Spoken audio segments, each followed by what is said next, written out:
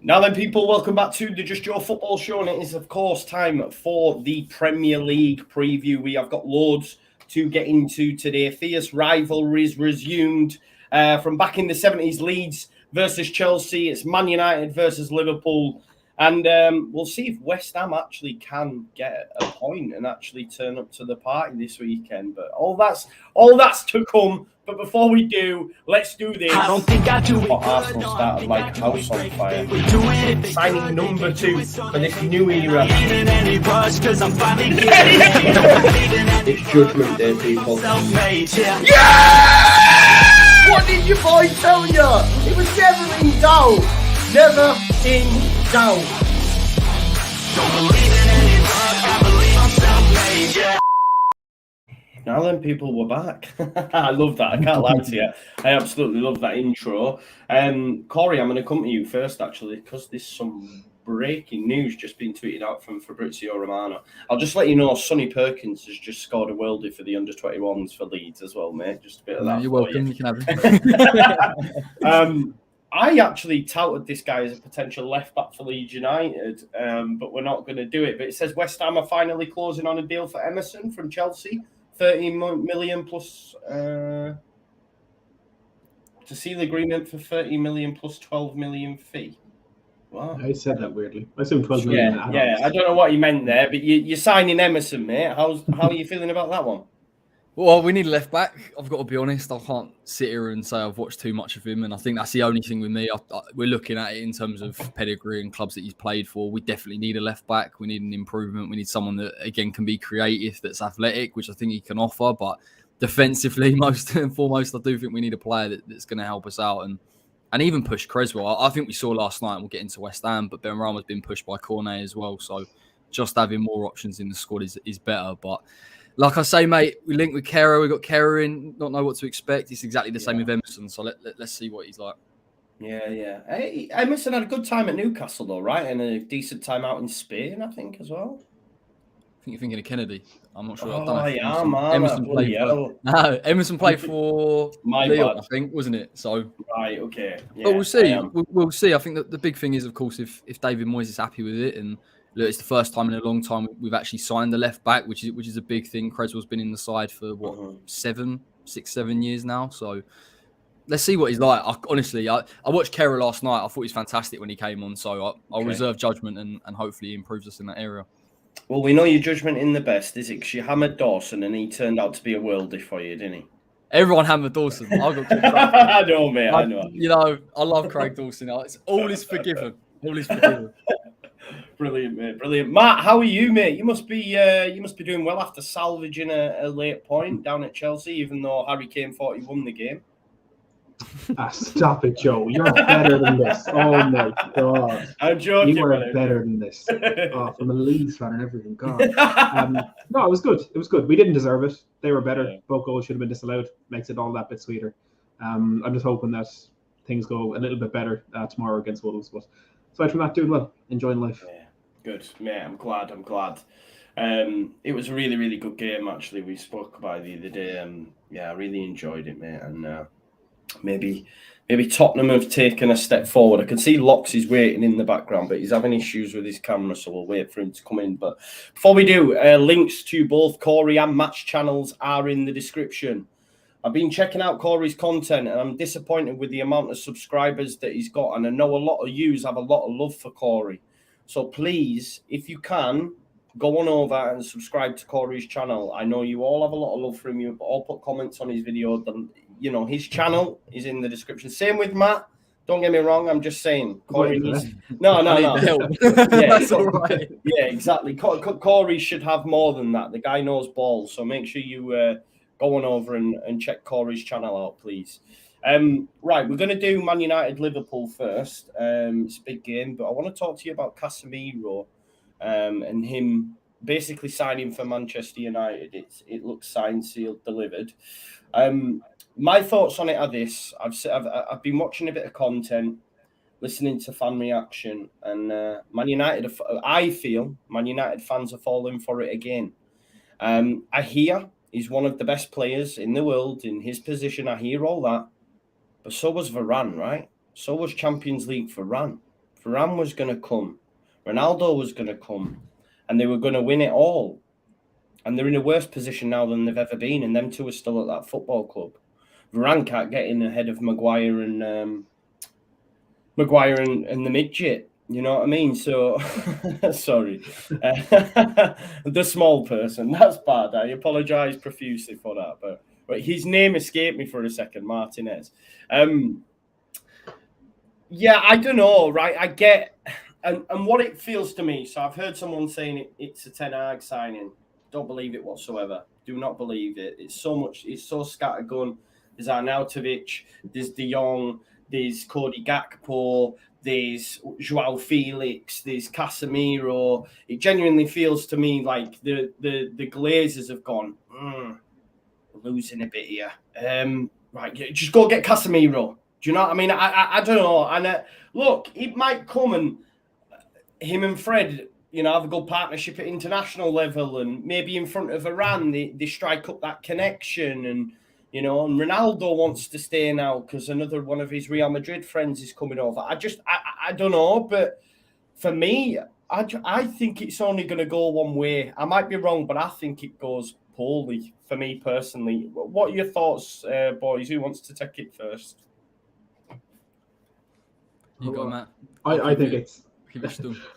I just think it's a typical Man United panic signing, to be honest. I'm not going to say he's not a great player. He is. In the last 5-6 years, he's been one of the best defensive midfielders in world football. But United, they were talking about it on Monday Night Football, Neville and Carragher. United have become a graveyard for players like Casemiro, like you said, like Varane, like Jadon Sancho. Look what's happened with Bruno Fernandes. Cristiano Ronaldo wants to leave. There's so many players that have gone into that United team that we've looked at and said, oh, what a brilliant signing that is. You know, that's what they need. That's what's going to turn things around for them. And it just hasn't happened. It's been the opposite, where the player stoops down to United's level rather than United kind of stepping up to their level. And look, it's probably the first time within this Manchester United cycle where they have really addressed that centre defensive mid problem with Fred and McTominay. Comical that that's still their duo in there. But there's one reason why Casemiro was making this move. And it's not in any doubt for anybody. He's going there for the money. Yeah. And that, from the first moment, is a problem. You know, if you have a player who's willing to give up what will probably be another Champions League if he stays at Real Madrid for another couple of years, what will probably be another couple of La Liga titles. If he's given that up just for a bit more money, when he knows that Man United are not in a situation where they're going to go on and win trophies. And look, he can come out in his first interview and he can say all he wants. Oh, I've seen them win so many titles. I grew up watching them play, this, that, whatever. He's not an idiot. He knows the state that this club is in. He knows that they're not really going in any positive direction right there. He is going for the money. And that, in terms of motivation and in terms of actually giving Man United what they need in there, is a very bad start already. And it's just no surprise that it's happened after the news of these potential owners, potential bidders for the club comes out, that all of a sudden they've 70 million for Casemiro, they've 80 million to make a bid for Anthony, they're moving 50 million for Cody Gakpo. It's everyone knew this was coming. As soon as you hear that, everybody knows, well, they're going to start moving in the window right now, and it's just going to be another failure. And in 12 months' time, they're going to be in the same position. United fans will be wearing their blue and yellow scarves, but they'll see a couple of signings, and all of a sudden they'll be chanting for the team every week. Exactly, mate. I think Cal Antro, a lot of you said today, I can't reply as to why Casemiro's traded European champions for a struggling side. It's his personal decision. It's clearly all about money. It's the wrong reasons to want to go. Last payday, I believe they're giving him a 4-year deal. How old is Casemiro? 30. Yep. That's boxing him off till he's 34 and retired on a massive wage. There's only one reason he's taking it. And Man United are stupid enough to do it. No other big club's doing this, I don't think. No, you are right. Not at the price they're paying for him. The age he is, giving him a 4-year deal on that wage, Corey, man. But I still think it's a good signing. The only reason I say this is purely because, like you said, he is a top defensive midfielder and he has played at the highest level. I don't quite buy into the idea because previously they've said, well, Ronaldo brings a mentality, Varane brings a mentality. I think it's a lot deeper than that. But I think at least on the football pitch in terms of balance in midfield, it's exactly what they've been crying out for 6-7 years. And ultimately, I think you'd have to pay that sort of money to get him out of there. I don't think it resolves everything. Don't get me wrong. I think there's a lot of weaknesses, and I think Manchester United as a team playing, we talk about intensity, movement off the ball, everything that I think Ten Hag wants. They've still got a long way to go, but I just think it's a good signing, and I think it's the right signing that they should have made. But time will tell. You know, we said that. I said the same about Varane. I thought it'd be fantastic. You want to play a higher line, bring him in. Ronaldo seemed like a no-brainer. He scores goals, but at the detriment to the creativity of the team. So I just look at it and I just think if you're comparing it to McTominay and Fred, it's an upgrade, and I think it's a good signing. But do you think he'll play Casemiro with, say, Eriksen and Bruno Fernandes ahead of him? And I think he needs to. I think Eriksen, I know he plays slightly deeper and has played that 6, but I think defensively, particularly against counter-attacking sides, it just doesn't work. And it's similar to Bruno Fernandes. If you want to get the best out of him, then again, you've got to have that license for him to have freedom. That's why he did so well under Ollie, albeit not really tactics, more just go out and have a good time. But I think it's a good signing. I really, really do. And I don't think it'll be Manchester United are going to be transformed overnight. I think there's a lot more areas they need to address, but it's decent. It's decent. Do you not think as well, like, lads, when I thought Ten Hag was coming in, not that it bothers me, right? But look at Arsenal, right? They brought in Arteta and they took so much shit last season. You know, he got rid of a lot of the deadwood, right, that was at Arsenal. He then brought in young, up-and-coming players, added with the young lads that were already there, you know, your Sakas, Emile Smith-Rowe, etc. He's got Xhaka, you know, being a bit of a leader and that within the squad now, one of the elder statesmen.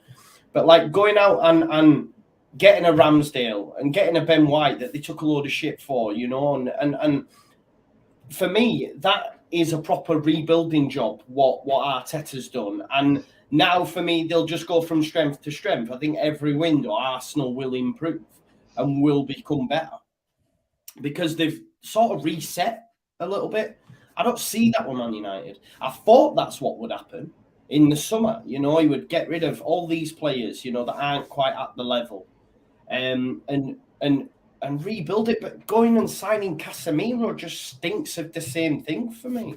But you know? I think he genuinely believed. I think what we've seen, it's either a club decision, so I can't quite comment on it. But I think he believed that he could get that team to play the way that he wanted them to. And I think you see pre-season there were signs that perhaps they would adapt and improve. But I think it is a panic buy. It is. I think it's a good transfer, but I still think it's a panic buy. And you've seen the money they're touting around for players like João Felix and obviously Arnautovic, as we've spoken about. Ten Hag is probably panicking a little bit because he's thinking, I need to get these players moving. I need to see some kind of adaptation and at least improvement in what I want to do. And I suppose it addresses and plugs the hole for now. But you are right, Arteta, in the way that it happened and gutting the club out. I thought Ten Hag would have gone down that route, but something tells me that Man United as a club didn't want him to let go of some of the assets, De Gea, Maguire, and so he's had to do this way. Right, let's talk about the game then. So Man United, Matt, last season lost 4-0 and 5-0. I think they've only won 1 in the previous 12 meetings against Liverpool. Liverpool, it's a bit of a must-win for them, really. They have got a few injuries themselves, no Darwin Núñez, but, you know, Salah scored 9 times in the last 7 matches against Man United, so I'd fully expect him to bag again. How do you see this one going? Do you think we can see any chance of Man United getting a result, or is it Liverpool, the wounded animal, are just going to take, you know, the piss again? I think the weirdest thing about this game, given the conversation we've just had about Man United and knowing that obviously Liverpool are the only team that can come close to Man City, is a win for United here puts them above Liverpool in the table, which is it's a crazy thought, but I don't think we're going to have that concern. I don't think it's going to come down to that. Liverpool, the game against Fulham, I kind of put it down to Fulham, first game back in the league, home crowd, they're really up for that. Marco Silva, you know, the way they played was really, really brave. I don't think Liverpool were expecting that. I think they were a bit caught by surprise. The Palace game, I didn't get to watch all of it, but from what I saw, Liverpool just should have taken more chances than they did. They're not going to be under any illusion as to what they need to do in this game on Monday night. And to be honest, it's just be solid. It's be stable and play a little bit of football, because Man United can't compete with that.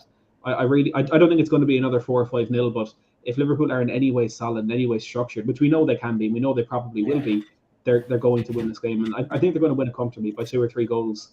There's going to be a lot of toxicity in that ground at United. Maybe if the Casemiro signing gets over the line, it could be a little bit less, but you'll see them all with Casemiro on back of the shirts, believe me, man. They've Shanty Glazers out giving them the 90 quid with that in the back of the jersey, but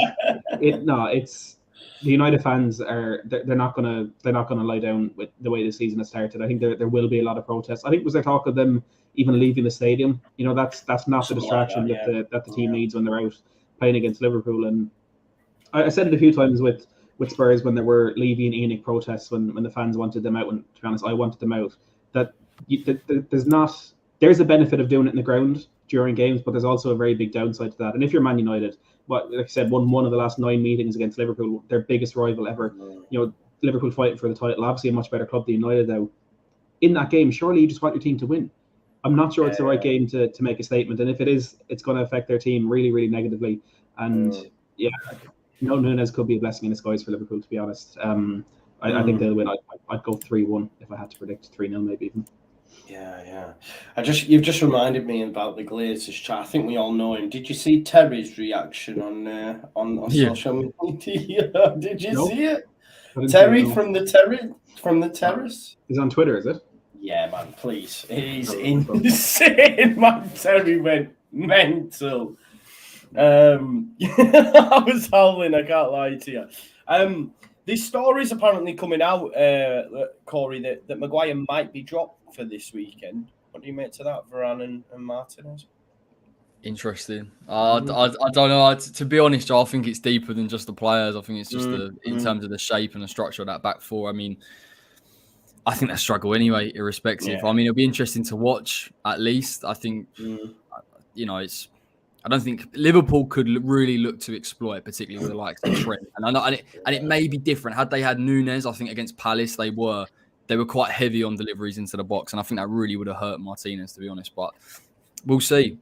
I just think they're really going to hurt them. I think Liverpool may go back to, they played slightly differently against Palace. It was a bit more direct. There was a lot more switches of the play, and I wonder whether if they go back to how they played previously and Salah's playing slightly inside, then maybe they'll just create too many chances and score too many goals. I think it'll be like 3-0, to be honest. I can't see Man United creating anything, and defensively they've been so poor. And I don't think even with Varane that comes in, I don't think it changes anything.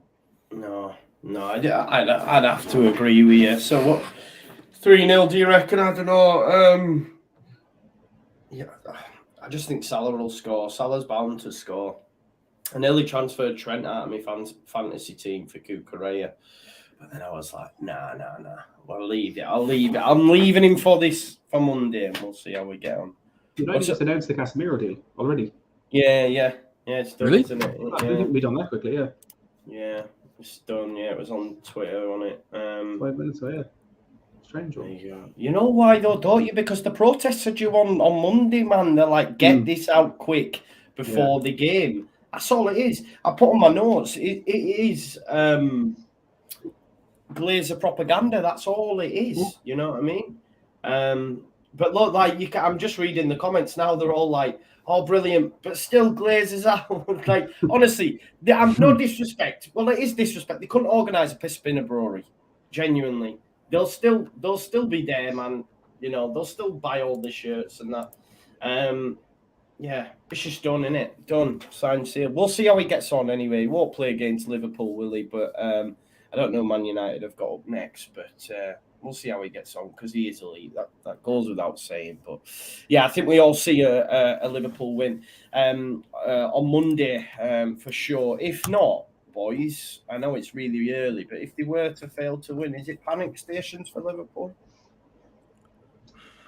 Too early.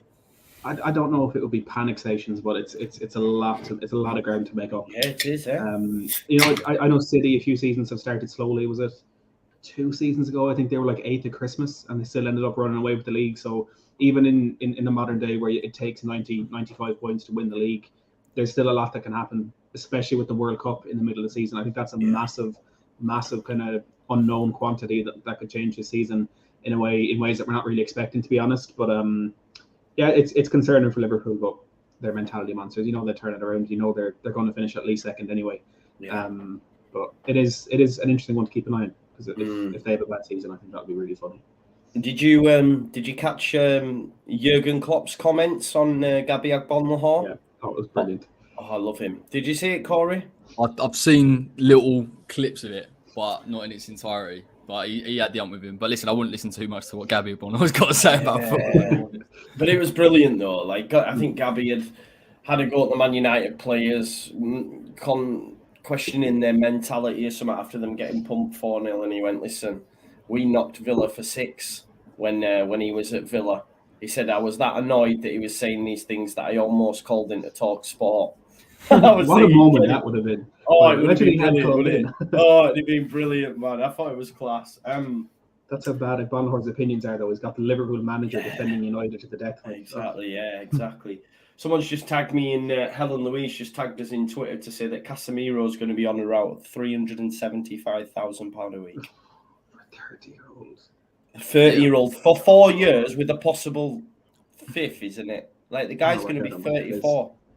It's insane, and I get people Man United fans are doing mental gymnastics to try and defend it and saying he's not over the hill. Yeah, but on that wage for 4 years, let's say it don't work. My man's on a 4-year contract. He's going to be 34. Honestly, I think it's wild. I do, but anyway, we'll see how he gets on. That's £78 million across 4 years. There you go. You're spending 70 to sign him, and 78 on wages. No, the thing is, Man United have made their own bed. They're going to have to lie in it. There is no recruitment strategy. There is no long-term idea. And ultimately, they are in a position where, listen, if Casemiro does well for 2 years and then declines, then they've got to just try and ship him more. They've just got to put up with it because that's ultimately the strategy that they've taken. And, it's going to take a long time to sort out Man United. I've got to be honest. I don't even know. I wouldn't even know where to start. Can you imagine that when they've said, they're going to pay you just short of 400 grand a week for 4 years, but what, I'm 30. Right, family, come on, we're away. Yeah, Manchester, yeah. Trust me, 100%, that's how it'll have gone. Anyway, let's do Spurs Wolves. Actually, stick with transfers first of all. What have you made to the Morgan Gibbs-White transfer and the fee that's being paid? It's madness. It's madness, isn't it? They've got rid of the Gibbs-White and brought in Mateus Nunes and effectively broken even. I said, I think we spoke about Forest last week. I think they're doing too much business. I know they were forced into it. Obviously, they had a lot of players on loan and didn't have many players in their squad, but potentially up to £44 million for a player who last time he played in the Premier League was so unconvincing that he was loaned to the Championship. I mean, if £44 million is the price for a Championship-proven player these days, you might as well call it off. Just cancel the whole thing because it's just not worth it. I mean, Wolves, fantastic business. I think that getting in Guedes as well is brilliant, but no, that from Forest is very, very questionable. I mean, I suppose it's more of a look at Leeds United's business because he in effect, if he hits his target, so they're gone for the same price as Calvin Phillips went to City near enough, you know what I mean? Which is mad when you think of it like that. It is really, really mad. Just on Bruno Lage, Corey, obviously, he's had no win in 9 now. He drew last weekend, got beat by us at Ellen Road as well. He's obviously changed the system up and got rid of well-liked footballers in Connor Cody and gone to a back 4. And he's now been backed with these 2 signings, Guedes and Mateus Nunes. If he doesn't start to get wins soon, you'd imagine he might be for the chop, eh? I think it's Wolves are such an interesting one because last season they petered away and they actually had a really, really good run at it. And at one point, to be honest, I thought they were competing for Europa League. I think he's a good coach. I think the signings are good, albeit I haven't seen too much of them. I know Nunes is really, really highly rated and they've done well to get hold of him. I think they've got a little bit of time, but I think you are right in that Wolves, particularly under Nuno, but even more so, have struggled a little bit creatively. And I do think they need to start getting play. I know Jimenez come back for the injury, hasn't been quite the same player. They need to get Neto into the team, Podence, players like that, and get a little bit more balance. And maybe you are right, there's pressure on him from a playing style point of view to go to a back 4 to be more progressive. So, yeah, there'll always be that. But I think, they'll be fine. I think they'll be pushing top 10 and maybe 9th and he'll be fine. But, Wolves are such they're not a strange club, but I always feel like they're in and around there, but they're never quite competing or never quite consistent enough. And yet they've got some really good players, but we'll see. Yeah, we will. On Spurs then, Matt, will we see any of the new signings start this time? Perisic, Basuma? I think we have to be honest. We just weren't good enough against Chelsea. And I said it last week, I kind of liked the statement from Conte in starting the first game of the season with the squad that we finished the last game of last season with, because they did really well, got us into the Champions League. The same against Chelsea, and it didn't quite work out. And look, I'm not going to say there's any 11 players that we could have put out there that would compete with Chelsea's starting 11. Like, I'm sure I said that last week as well. But we need to change things up, even if it is just to start that rotation that we're going to rely on a lot throughout this season, to get players like Perisic, Basuma, Richarlison into the starting 11. I even just saying that before there with Romero being out injured. Out injured. I don't think it's going to be Longley stepping in. I mean, I can't see either him or Davis playing on the right side, so I assume it'll be Sanchez, Dyer, Davis across the back. I'm not sure if it's the right game to get Perisic in, because Wolves' biggest threat in this game is the pace and the wings of Gonçalo Guedes or Pedro Neto. So I think Sessegnon probably a little bit weaker defensively, but he just has more pace. If we need to keep up with them on the transition, I think he'll be better suited out there with Emerson on the right. Maybe Basuma, he could step in. I don't think it'll be Richarlison. So yeah, hopefully, I'm hoping we do see one of them, because it's always a nice feeling when you have a new player making his first start. So I'm hoping we do, but I think whether we do or don't, we probably should still be, getting 3 points out of this one. Yeah. I fancy, obviously no Romero, mate. Massive loss. I know you touched on it there. How long's he out for? It's a bit up in the air, to be honest, because he initially, Alistair Gold is a Tottenham, our best journalist. He put out to say that he had picked up a muscle injury and it could be up to 4 weeks. And if he was out for 4 weeks, he'd miss our trip to the Etihad and the first 2 Champions League game days.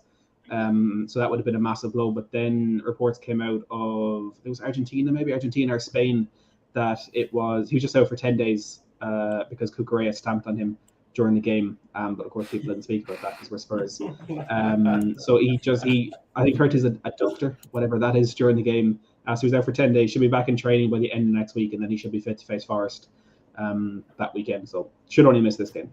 Are you still standing by your statement in our WhatsApp group that the pulling of the hair was not a red card?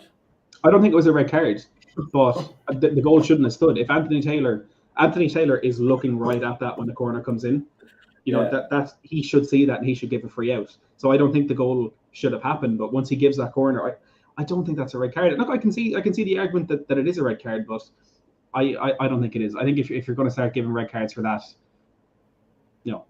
what are we doing, to be honest? What do you reckon, Corey?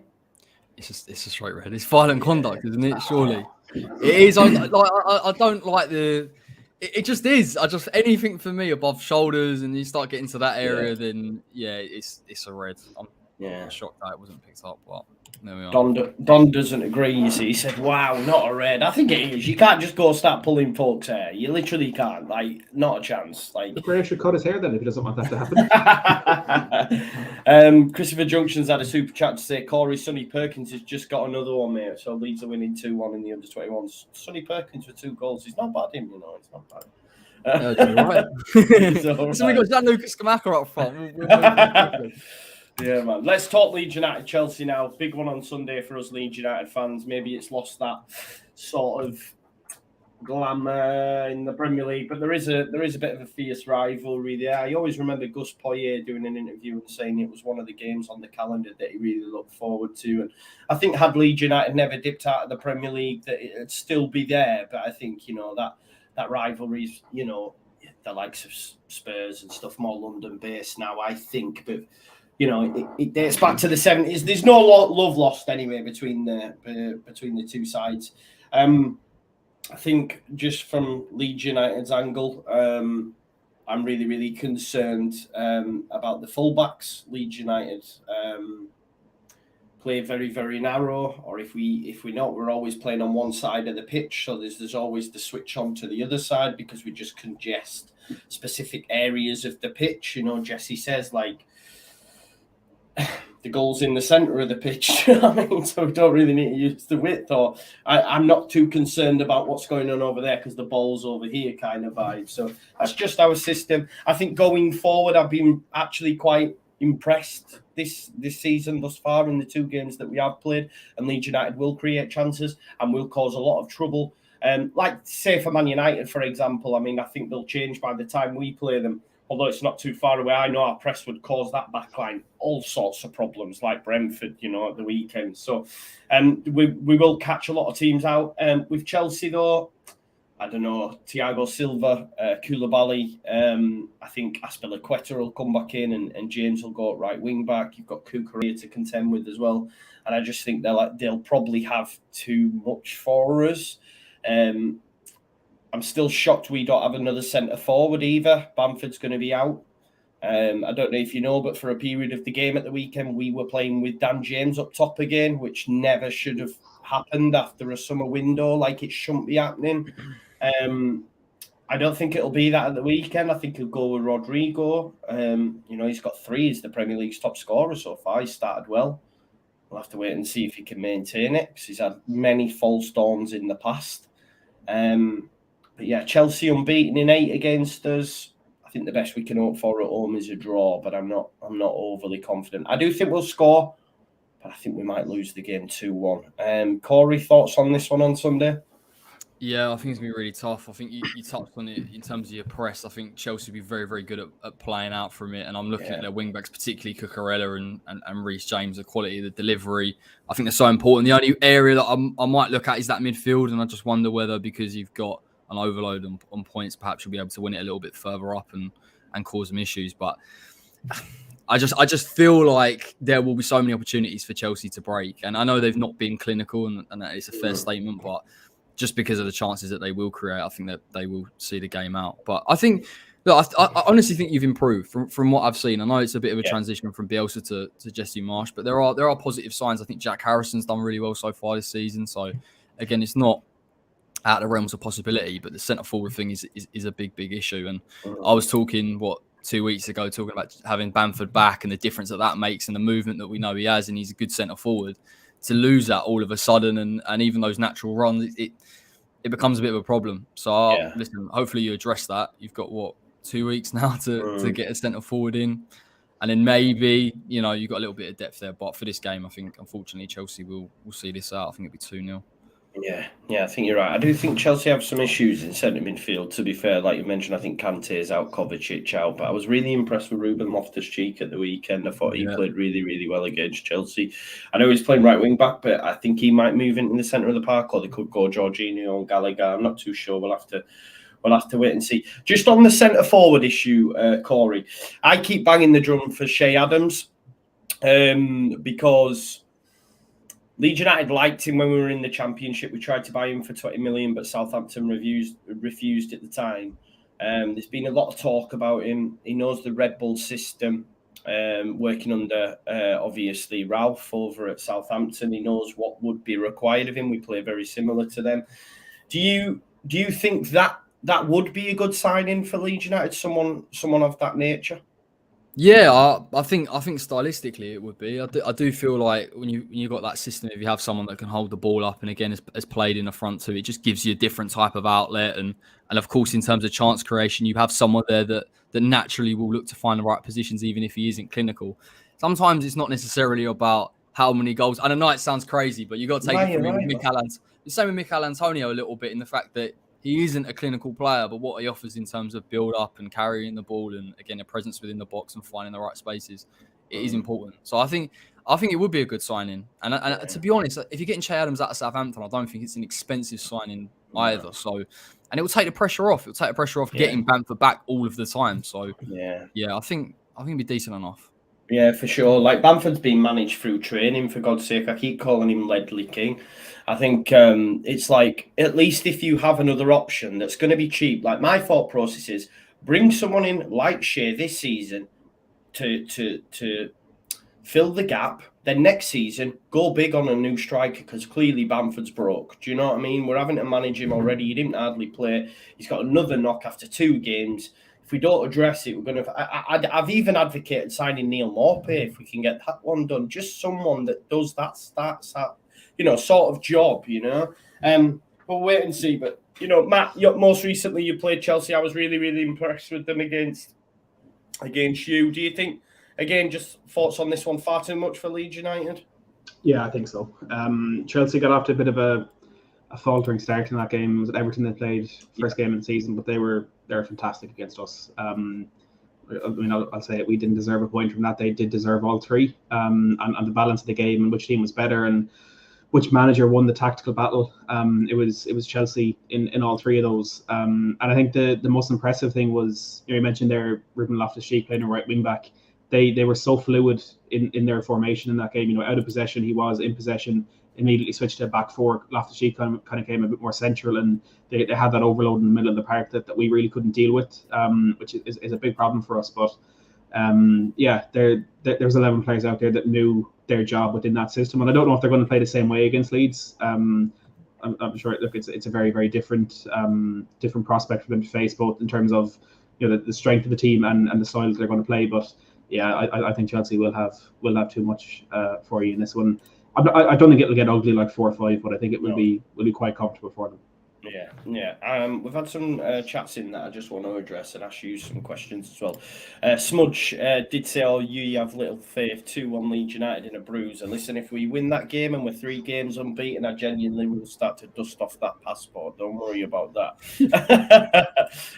Stephen Tetley says, Brozier, sorry to go on. Now, I'm going to ask you this, Corey, because what Jesse did say in his press conference was Leeds United are waiting for the dominoes to fall. So I read into that as Southampton are after a new striker. When they get a replacement, will they be happy to move him on? You could say the same for Chelsea in that if they get Aubameyang, will they then allow Brozier to go out on loan? Because he's not playing. I know Kai Havertz. For me, I'm not too sure, but he's still not playing ahead of Kai, and they don't have a striker. If they get Aubameyang, but I was listening to something this week that said that West Ham still could be interested. So if he did come available on loan, do you think we'd have you as stiff competition? Yeah, I think what I've heard is we're trying to get permanent signings in, which is the right way of going around it, and then trying to perhaps get it a loan with an option to buy. And it's an interesting one with Brojo because clearly he's a player that Moyes likes, and he's actually a player that wanted the move. It was only Tuchel that stopped it from happening. But I think we definitely be in for him. And to be honest, not to make this about West Ham, but I do think we need 3 centre forwards. I think that would ultimately give us real rotation options, possibility of playing a front two. So I think we'll be in for him. I think we could even be in for Gallagher, to be honest. I know we'll see how the window goes, but I definitely feel that there's going to be a lot of teams, particularly, and you look at Chelsea with the quality of Broja and Gallagher, that teams will be after him because they will perform. And if you got Broja at Leeds, you're looking at a player that presses well off the ball, that carries in transition really well. Again, has got composure in front of goal. If you create a lot of chances higher up, it benefits you. The only thing he doesn't have is build-up, but he's still young. So, again, does a job.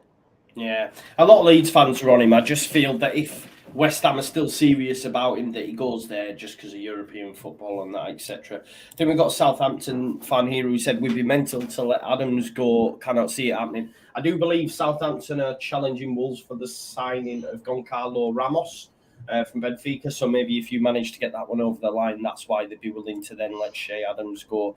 On Gallagher as well, and this moves us on nicely. So everyone's gone for a look. I'm going to put my hand at Chelsea 2-1 for me. I do think we'll score. Crystal Palace play Villa, but we'll move on from that one. Not too fussed about that. I want to talk about Newcastle City. I think Newcastle might be after Conor Gallagher. I'd heard that mentioned actually, so that'll be interesting if that happens. But just in this one, I think a lot of us would think, Newcastle will give these a game, etc. But I'm just going to run through some key stats that I'd heard. So City have an excellent record against Newcastle anyway, but Eddie Howe has never beaten City in the Premier League and has faced Pep 12 times, lost them all and conceded 39 goals in doing so. So there's obviously a clear kryptonite there for him. So as well as Newcastle are doing, and I suppose it'll give us a real test of where they're at. But maybe Eddie Howe just doesn't have the facilities to beat Pep, if that makes sense. So with that in mind, I have kept the captaincy with Haaland this weekend because I just think 39 goals in 12 games. Could see. I just feel a lot of people will have changed their opinion on Haaland after his 7 touches last weekend. He'll have gone mad, switch him up, and then he'll go mad this weekend against Newcastle. Matt, thoughts on Newcastle City? Are you surprised hearing them stats as well? I wouldn't really say surprised. I mean, for what it would have been 8, 9, 10 in those games, Eddie Howe was managing Bournemouth. Yeah, true. Who I'll maintain are the worst club that have ever been in the Premier League. This is the best squad he's had at his disposal in ever facing Manchester City. It's a side that I think we all expected to probably do a little bit more in the transfer window, but ultimately when you're the richest club in the world in by the distance that they are, you're going to be strong armed in every single player trying to sign. I mean, that Hugo Ekitike deal, I think they were being quoted 15 million more than what PSG actually ended up paying for him, which when the other club involved in PSG is kind of bizarre. But I still think City will have too much. I mean, they started the season in full swing. It's like they never had a 2-month break from the end of last year. Like I said, with Haaland, I think he'll be conscious of the reaction to him only having 7-8 touches in that last game, where he'll be looking for a reaction. He'll be looking to get back on that score sheet just to silence the critics in the way that he does. I think Newcastle will put up a fight, but I really just don't see them being anywhere near strong enough for Manchester City, who continue to strengthen and continue to have just absolute insane depth in that team. And from a fantasy football perspective, I know people have always said it about Pep Guardiola. You've no idea what team he's going to pick, but the team they do pick could go out there and score 3, 4, 5 goals. No matter what 11 he selects there, and it's that strength and that power that for me just. Every City game this season, I think I'm going to predict them to win because it'll be a bit foolish not to. So I go maybe 3-1. I can see Newcastle getting on the score sheet. I still think that front line is good, not as good as it should have been, but it's still a solid front line. So I'd expect them to get on the score sheet. Definitely. One of the key things I thought with the Haaland chat was just the fact that Pep Guardiola sort of mentioned Foden not passing the ball and stuff, so it's clear that he'll have had a word with him there. And I just think their sole aim now is just to get goals for Haaland. Like, that seems to be the general ethos, just give him the ball. And if you don't, then, De Bruyne will just pull out a worldie like he did at the weekend with the outside of his boot. Corey, thoughts on this one? Yeah, I think it will be too much for Newcastle. I've been impressed with them. I think I'm impressed with their midfield. Even Joe Linton and Bruno Guimaraes have been good. Again, it will just be effectively a counter-attacking game. But I think, having played against City, the way that they can control you, particularly in possession, is an absolute nightmare. And on Haaland, it's interesting people bringing up the lack of touches. To be honest, if anything, it at least preoccupies the centre-backs with the idea that if you give him too much space, he will take his chance. And you look at the first goal and he got the assist. It's Gundogan making the run. So I think City have always got the ability to fall back on being a possession-based team, and they've obviously played with a false 9. But it is interesting. It is interesting about the Foden chance, because I saw it and I was like, how long is it going to take Manchester City to start to, as a team, acclimatise to him and work to his strengths? And De Bruyne has already done that, but there's a few in there that perhaps need to improve. But nonetheless, I think they could even win 3-0, to be honest. It's no discredit to Newcastle, but I just think Man City have been so good this season so far. Yeah, for sure. I mean, I've gone 3-0 to City as well, if I'm honest. That's my thoughts in the Super 6. Anyway, remember, everyone who's watching as well, we do have a Super 6 league. The link is in the description to this video, along with the Fantasy Football League as well. We're now going to talk Corey's favourite team, West Ham versus Brighton. West Ham still to score yet this season after 2 games. I'm not digging you out, mate. I'm just reading what's on my. No, I'm just laughing because you're going to bring up the Brighton thing in a minute. Like, okay. Yeah, so it's going to be a draw, and the reason I'm going to say this is because 6 of the last 7 meetings between these 2 teams have been scoring draws. You have never beaten Brighton in the Premier League. Are you worried about, this potentially 3 losses? Not a great start, but I think the fact that you've never beaten them, would a point be good, do you think, or do you have to get all 3?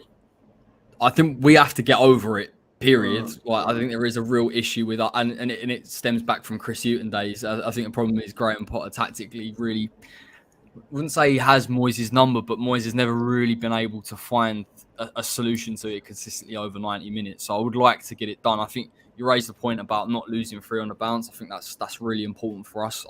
I think it's interesting. We played last night, and it albeit against Viborg in a conference playoff, it still gave us minutes and a little bit of sharpness. And towards the end of the game, I kind of felt like there were players out there, Cornet, Skamaka, Jarrod Bowen, that were getting a little bit of intensity under their belt. So I think we're going in the right direction, hopefully, from a fitness point of view. But like I've said, I think Brighton will cause us issues. It's just how they control the game, and and I don't think our press has been, as we're not a fantastic pressing team anyway, but I just think out of position, we've not been brilliant at hurting teams and stopping them playing through us, and Brighton clearly have that ability to do it. So it's going to be really interesting to see what Moyes, or who Moyes lines up with, because I think Ben Rams. Does he have to start now, Skamaka?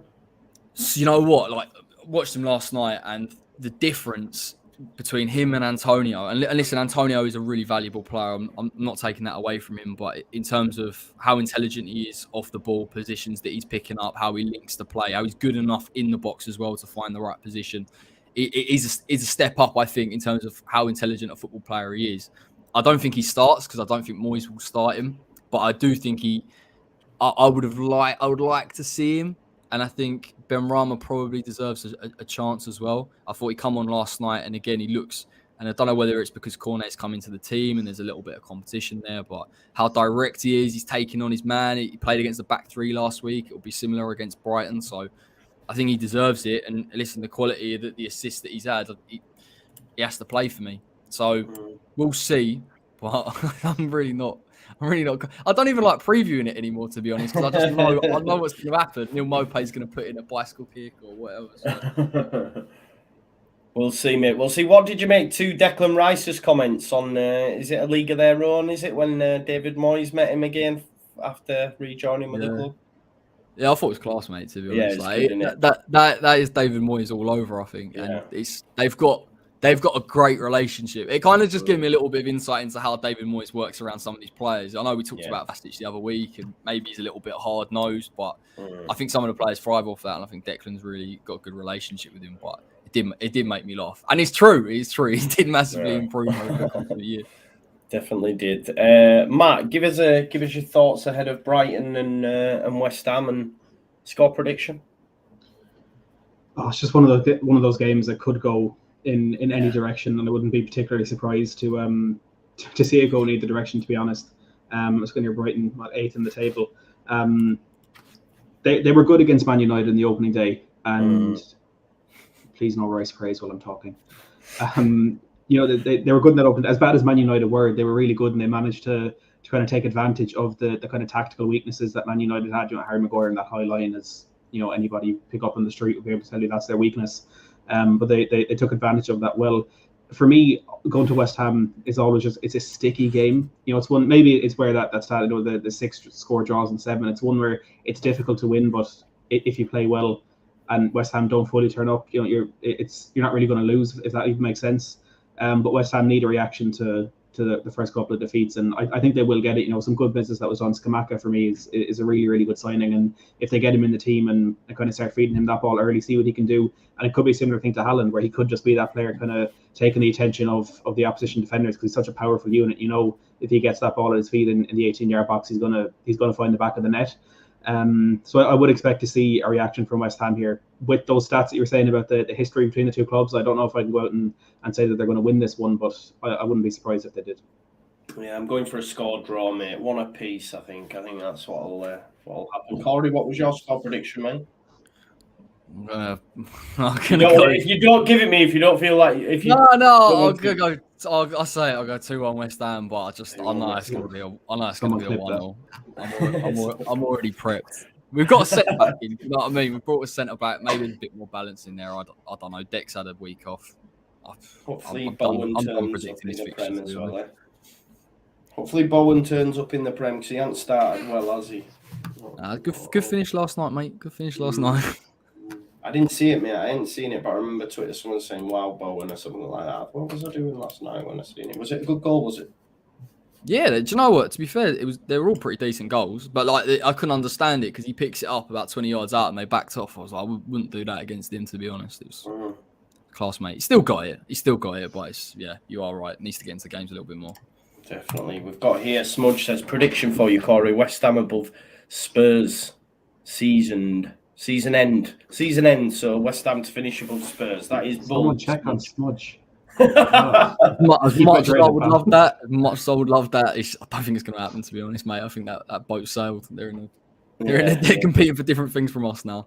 Yeah, different stratosphere at the minute, aren't they? London derby, Fulham versus Brentford. Who knew? Apparently that's a big derby. I know they're both in London, but apparently it's a derby. Next up, Bournemouth, Arsenal. Do we expect Arsenal to run all over these? Matt, I'm going to come to you. Have you been impressed? Can you put down your rivalry aside and say, do you know what? Jesus looks a right signing for them, and they have a very good squad. No. Look, Jesus was was quite fantastic in that game last week against Leicester. Look, it's only Leicester, so let's not get carried away. But I mean, 2 goals and 2 assists on your home debut like that. You're as a striker going to a new club. Everyone always says that getting that first goal is always the most difficult thing. And when the first one comes, the rest could start flowing. And as good as he was against Crystal Palace, not getting on the score sheet would have been weighing on his mind, especially the kind of few half chances that he had. So to get that out of the way and to do it with such aplomb in that game against Leicester, and in hindsight, he probably should have had a hat-trick and more. But 2 goals, 2 assists is really good for him. And Bournemouth, everyone knows my opinion on Bournemouth, so I don't think there's much of an obstacle in the way of him there, maybe getting on the score sheet again. And I wouldn't expect Arsenal to walk all over them. I don't think that would happen very often with the Scott Parker team. To be honest, he gets a lot out of the team in terms of like fight and the passion. And again, just being a new Premier League team, it's going to be within them as well. But yeah, I think it'll be comfortable for Arsenal. Same. Yeah, I do. What about you, Corey? Yeah, I agree. They've been very impressive this season, Arsenal. Right recruitment, as we've said. I think Jesus will have a little bit of a field day, if I'm honest. I can't really talk too much about Bournemouth. Obviously, I saw them in their first game, but they're going to be a tough old season for them. It really is. And I think, Arsenal just look like they're improving all the time. And I'm sure Matt hates it, and it's not particularly nice from my point of view, but yeah. I don't mind it, I don't mind them. So, I think, it's so reactionary football, and we're all guilty of it. And I remember when we beat Wolves, and I had people in my comments saying, "See, we had to win these. Have you seen how Bournemouth and Fulham have started?" Man, straight away, people's heads go to who's going to be worse than us, And they're like, "Oh, the season's improved already," because like Bournemouth beat Villa, but Bournemouth will still finish rock bottom for me, and I just think Arsenal will steamroll them. Any team that's got Kiefer Moore starting in the Premier League up top for them is not going to stay up. I'm sorry, Kiefer Moore. I'm sorry, Wales, but it's just facts. It's true. Yeah, it is. Next up, Everton versus Forest. Obviously, Corey, you most recently seen Forest as they beat you 1-0. I was impressed with a few players. Nico Williams, I thought, was really, really good. I like Tawani up top. Obviously, they've added additions now as well. Morgan Gibbs-White, another Emmanuel Dennis. Yeah. At this point of the season, do you think it's almost a must-win for Everton at home, considering, or do you think they wait out until they get a centre-forward or until Calvert-Lewin comes back? They just look so toothless at the minute, Everton, going forward. And if they were to lose to Forest at home, it's so bad. 3 games, no wins for Lampard. Yeah, it's tough, but I think they're going to be down in and around there, to be honest, all season, and it could be tight inevitably. You are right about the centre forward issue. They do have to resolve it, and it will give them a different dimension. Albeit, I think the recruitment hasn't been too bad. Forest really impressed me. I know it got under the radar, and listen, if we take our chances, we should win that game. But I think even defensively with that back 5, I thought they were very good. And I think the positions that they pick up, you mentioned the fact that he's constantly pressing, he's trying to stretch defences, and I don't think. Everton will have to sit deep. I think I can see Forest having a fair amount of the ball. And Brennan Johnson, again, a player that impressed last season, but it's almost playing in a front 2 now. Will give them some issues. So I think it'll be a tough one. I think it'll be a tough one for Everton. I think Forest will win this 2-1. Yeah, I've gone for 1-0 Forest as well. Matt, thoughts on Lampard, Everton, and Forest? Did you see the Forest West Ham game at all? No, I didn't get to watch it, but I saw the highlights, and to be honest, I haven't a clue how West Ham didn't win that game. As good as Forest were, like you mentioned, Nico Williams. I thought Lewis O'Brien was good as Lewis O'Brien, said his name. He was good as well. Right, yeah. The 2 shots off the crossbar, the missed penalty. Who missed that penalty, Corey? Do you know what? I nearly bit then. I nearly thought it was an honest question. You know who missed it. No, of course it wasn't an honest question. I don't know how Forest or how West Ham did win that game, but for Forest to be able to fight through that, I mean, in the Premier League, if you're fighting relegation, so at some point you don't really care about the performances, and it's just getting points on the board, and it was a good win for them to get. And obviously, could have been more with that Brennan Johnson goal that was ruled out, but they do have the makings of a very good team there. But I'm just still concerned about when you're bringing in so many. There was 15, 16 signings they have right now. How much is that really going to gel? So I do have concerns for Forest, but I have a lot more concerns for Everton, to answer the question you actually asked. I still stand by Frank Lampard being the first manager sacked this season. There's just nothing in that Everton team, and I said it last week, I'll say it again, if you're playing Anthony Gordon up top, you're not going to win games of football. It's as simple as that. He's a very good player, but in terms of a focal point of an actual main man up top, Gordon is never going to be that. And to be honest, I kind of thought they'd give the opportunity to Dele Alli when Calvert-Lewin got injured, but obviously we know what direction that's going with him after Besiktas. But yeah, it's looking very, very precarious for Everton. And I did kind of have the feeling last year when they got that win second last game of the season to stay up, that I kind of thought, okay, well, they've survived this scare. They're not going to be there again next season. It's Everton. They're too big for this, but they're really not. And the manager and squad simply just isn't good enough. And I'd be very concerned about what direction they're going in this season. It could be in a weird situation if they lose their next couple of games. It could be the best thing for them. Get Lampard out as soon as you can, and then get in an actual manager and someone with like tactical prowess and stuff like that. But I don't see Forest going here and winning, but I think it could be a very, very boring game. Maybe an 0-1 sort of thing. Definitely. It says here, Fabrizio Romano said, Everton are set to sign Mohamed Kudus from Ajax. I don't know much about him. Wikipedia is telling me he's an attacking midfielder. He's only played 35 times for Ajax under Ten Hag, but then got injured and hasn't played since. So I don't know. It doesn't fill you with confidence, does it? Really? But apparently they've signed him. So yeah, and I've seen them linked with the likes of Maupay, Shea Adams, and stuff as well. They desperately need a striker. Do Everton? But yeah, it's a very similar situation to Leeds though with the injuries. When Bamford gets injured so much, when Calvert-Lewin picks up so many injuries, and the issue with Calvert-Lewin is they seem to be long-term injuries, or relatively long-term injuries when he does pick them up. And I think Maupay is on the way to Fulham. But aside from that, I can't remember seeing any other striker linked with Everton. And they do need an attacking midfielder. They do need a bit of a more creative spark in there. But when your main problem is a striker, I don't see how you can go and spend any amount of money on a player like Kudus when you just really, really need someone up top to be there when Calvert-Lewin isn't, and even just give a bit of competition for him, because as good as Calvert-Lewin was at the start of last season or the season before, he's fallen off a cliff even when he is on the pitch. So yeah, it's just problems all around really. Yeah, that's fair. And Corey, you could argue as well, just looking at Frank Lampard, obviously his best season came at Chelsea when he had a transfer ban. I even think to Derby when they did well, they spent a hell of a lot of money on loans, man. They brought in Mason Mount, they had Tomori, they had Harry Wilson. They spent a lot of money, did Derby, that season. That's why when people make out it was an amazing job. I mean, he literally went and picked the bones from the top teams in the Premier League at the time. But if you look at his career, and I'm not his biggest fan, his best time was when he didn't have any transfers. I don't know what involvements he had while he was at Chelsea, but I would argue all the signings he made when he were at Chelsea have bombed.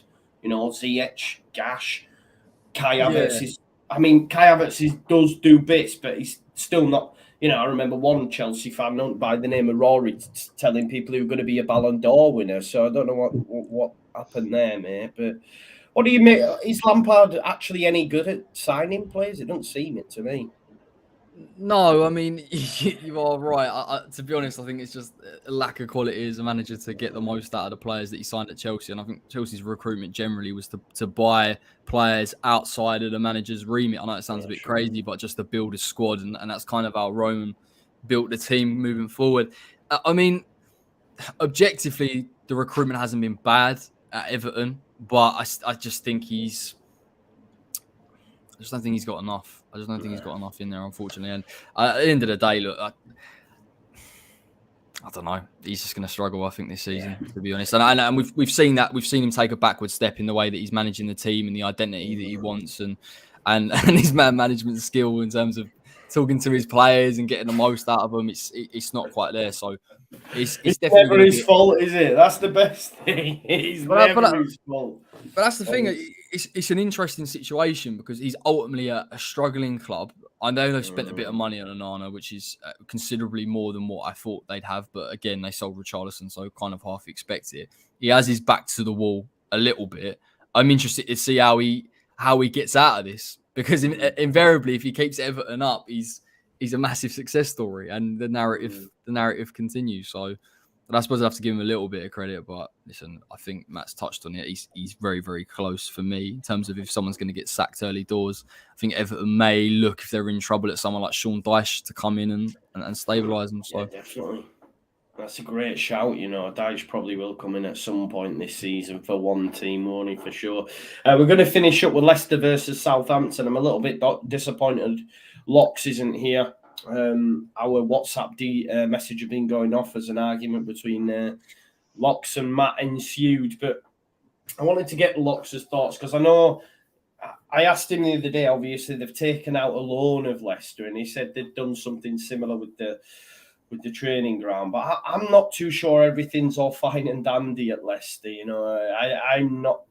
The fact they've done no business whatsoever, like they've brought in Alex Smithies, on a free, I believe. I'm not sure, maybe it wasn't, but it wouldn't have cost a lot of money. Then they're taking out loans. It's ominous signs for me. And I don't know the inner workings of the football club, but it seems very, very ominous.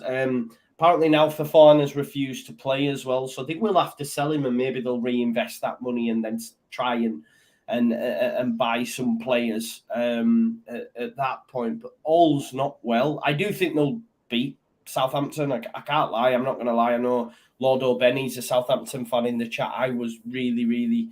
And you still got a point from us, but Southampton were not good, and I think they could be in trouble this season. I do, but... I mean, Southampton have got 1 win in 15, and after Leicester, they've got Chelsea and Man United up next. So again, there's another manager who could be up for the chop for me, Ralph. I know they're big fans of him. The owners, maybe not so much the fans, but I'm not sure. But Matt, you had a lot to say about Leicester. What are your thoughts? Are they in trouble with this money situation?